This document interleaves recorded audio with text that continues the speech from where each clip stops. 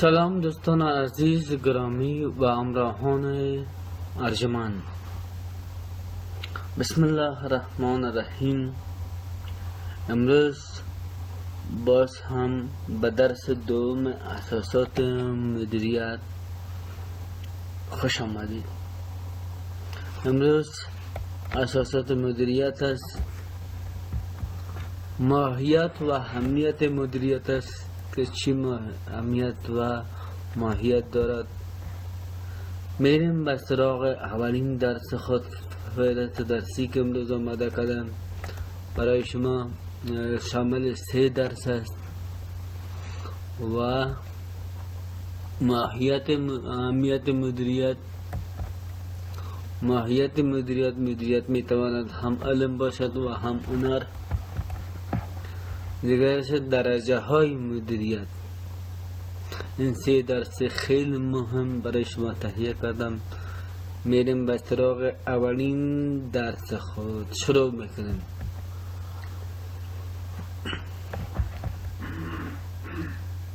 اهمیت مدیریت به دست آوردن هدف گروپی کمک میکنه. یعنی با به دست آوردن هدف گروپی در گروپ کدام هدف که هست او را به دست میاره. اولین اهمیت مدیریت به دست آوردن هدف گروپی میباشه یا به دست آوردن هدف گروپی کمک میکنه. دوم با کارایی افزایش میدهد. کارایی چیست؟ و انجام کار درست با کمترین هزینه ای را کارایی میکنه. در درس قبلی در درس اول مدیریت برای شما تشریح کردم. کارایی چیست، موثریت چیست، این را شما میتونید به درس اول به درس های اول ما برای سر بزنید.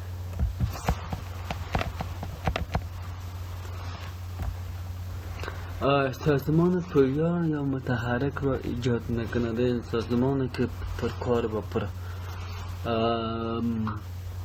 در حال حرکت باشد او را ایجاد میکنه، میسازد. یعنی یک سازمانی که در حال حرکت باشد او را میسازد. سازمان پویا و متحرک را ایجاد میکنه. این سوم اهمیت مدیریت است. با به دست آوردن هدف شخصی کمک میکنند. یعنی کدام نفر که کدام شخصی که هدف دارد او را میتواند مدیریت به دست بیاورد. دیگرش هست با توسعه جامعه کمک میکنند. یعنی به رشد جامعه کمک میکنند. جامعه را رشد میدهد. مدیریت اهمیت مدیریت جامعه را رشد میدهد. یعنی به توسعه جامعه کمک. این بود درس اهمیت مدیریت. رسیدم سر ماهیت مدیریت. مدیریت میتواند هم علم و هم هنر باشد. مدیریت علم است. علم چی است؟ بدن سیستماتیک دانش است. سیستماتیک چی مانا؟ یعنی استپ به استپ، قدم به قدم، پروسه قدم به قدم را سیستماتیک میگوید. یعنی بدن سیستماتیک دانش را علم میگوید. و دیگرش بر اساس اصول بر اساس مشاهده و آزمایش باشد. یعنی چیزی که بر اساس مشاهده و آزمایش است او را علم در بر میگیره. و اعتبار جهانی باشد. علم که اعتبار جهانی باشد قابل قبول است. رسیدم سر مدیریت هنری است. هنر چیست؟ هنر وجود دانش نظری. هر چیزی که نظر قابل نظر باشد یعنی دانش نظری را ما میتوانیم که هنر بگوییم. کاربرد شخصی سازی شده کاربرد شخصی سازی شده، یعنی که شخصی کدام کاربرد شخصی که دارد و هنر میگوید و مبتنی بر عمل و خلاقیت باشد و بر اساس عمل و خلاقیت یعنی نوآوری باشد، آن را هنر میگوید. رسیدیم سر درس بعدی، درجه های مدیریت است. درجه های مدیریت چیست؟ سلسله مراتب موقعیت های مدیریتی از بالا به پایین به نام درجه مدیریت یاد می شود. سلسله های مراتب موقعیت های مدیریتی از بالا به پایین به نام درجه مدیریت یاد می شود و این هم آرامی است که برای شما تحقیق کردم. درجه های مدیریت. درجه عالی باید تصمیم گیری. در این درجه کیها هستند؟ هیئت مدیره، رئیس و رئیس جمهور. درجه متوسط یا اجرایی، مدیر خرید، مدیر تولید، مدیر مالی، سرپرست و غیره. در درجه پایان یا عملیاتی کیها هستند؟ شامل سرپرست، پیشکار، آمر بخش و غیره می باشند. وظایف اصلی درجه های مدیریت. وظایف سطح عالی مدیریت چه؟ بالاترین صلاحیت را در اختیار دارند و روی جهت استراتژیک های طولانی مدت بقا و رشد یک سازمان تمرکز می‌کنند. وظایف کلیدی شامل تعیین هدف را تعیین می‌کند. در سازمان هدف را تعیین می‌کند. تدوین است. تدوین یعنی editing است، یعنی ترتیب کردن است. وظیفه‌شان ترتیب کردن سازمان است. دیگه پالیسی ها است، کدام چینا پالیسی ها در سازمان است آن را تعیین می‌کند. دیگه سازماندهی منابع است، یعنی منابع را کدام منابعی که در سازمان است، منابع پولی، منابع مالی، منابع کاری، منابع انسانی، او را سازماندهی می‌کند. تصمیم گیری های مهم و عمل کردن به عنوان ارتباط با سهامداران خارجی، یعنی تصمیم گیری های مهم را انجام می‌دهند و به عنوان ارتباط با سهامداران خارجی عمل می‌کنند. این بود وظایف سطح عالی مدیریت. میرسیم سر وظایف سطح متوسط مدیریت. سطح متوسط مدیریت به عنوان یک پیوند حیاتی بین مدیران ارشد و مدیران خط اول برای اجرای استراتژی مدیریت دیپارتمان ها و بهبود موثریت عمل میکنند. یعنی بین سطح بالا و پایین یک پل ارتباطی است.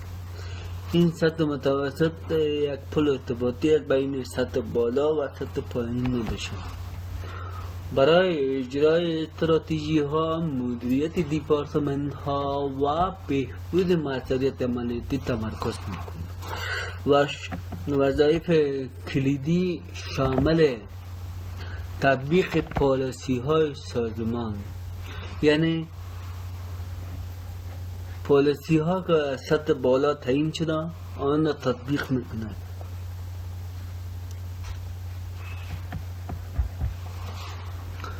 و مدیریت منابع و بودجه ها، یعنی مدیریت منابع و بودجه ها، یعنی بودجه ها و منابع را در سازمان مدیریت میکنند.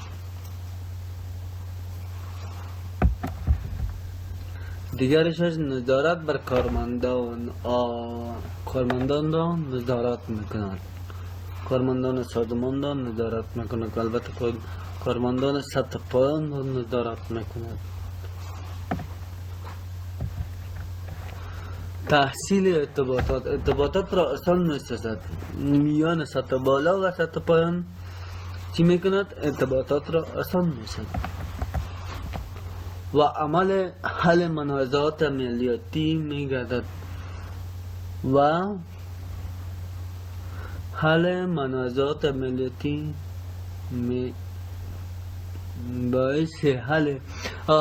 باعث حل منازعات عملیاتی می‌گردد. دوستان عزیز، کدام مشکلی که در سازمان ایجاد می شود حل منازعات می کند. این بود دوستان عزیز وظایف سطح متوسط. میریم وظایف درجه سطح پایان و مدیریت است که در این درس بسیار مهم و حیاتی است که باید یاد بگیریم. خب درجه سطح پایان و مدیریت چی است؟ روی عملیات روزمره تمرکز میکنند.